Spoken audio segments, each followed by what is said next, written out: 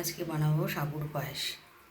এই জন্য 200 গ্রাম সাবু ভিজিয়ে নিয়েছি, জল ঝরে গেছে, সাবুটা শুকনো হয়ে গেছে।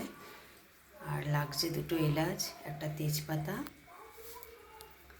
আর গুড় লাগবে। গুড়টা জাল দিতে বসিয়ে দিয়েছি প্যানের মধ্যে। আর লাগবে দুধটাও জাল দিয়ে নিয়েছি। গুড়টা জাল হয়ে গেলে এর মধ্যে সাবুগুলোকে দিয়ে দিচ্ছি।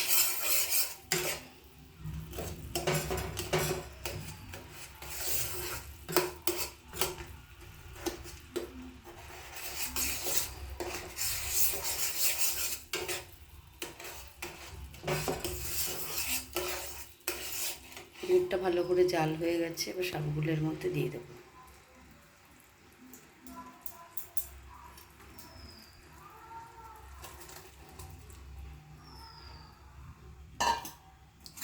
ভালো করে নাড়িয়ে নেব।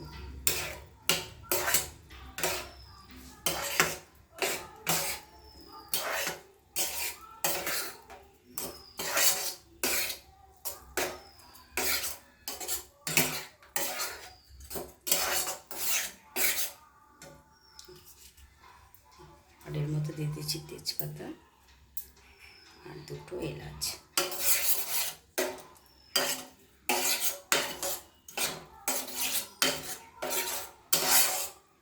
সাবুটা একটু ফুটে উঠলে এর মধ্যে দুধ দিয়ে দেবো।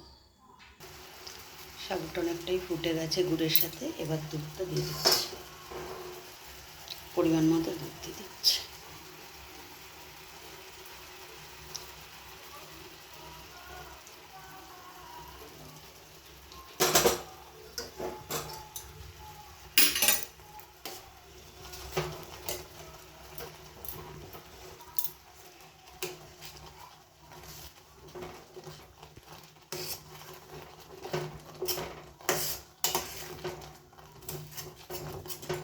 একটু ফুটে উঠলে ঘি দিয়ে নামিয়ে নিচ্ছি।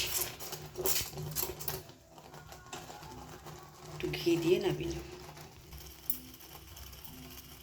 একটু ঘি দিচ্ছি, সামান্য পরিমাণে ঘি।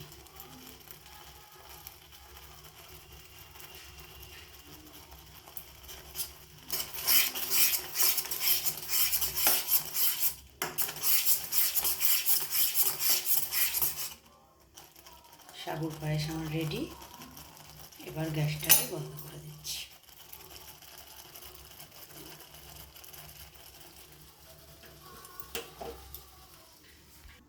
পায়েসটা বাটিতে নামিয়ে নিয়েছি। দেখতে ঠিক এরকম হয়েছে, দারুণ গন্ধ বেরিয়েছে পায়েসটা। সাবুর পায়েস রেডি।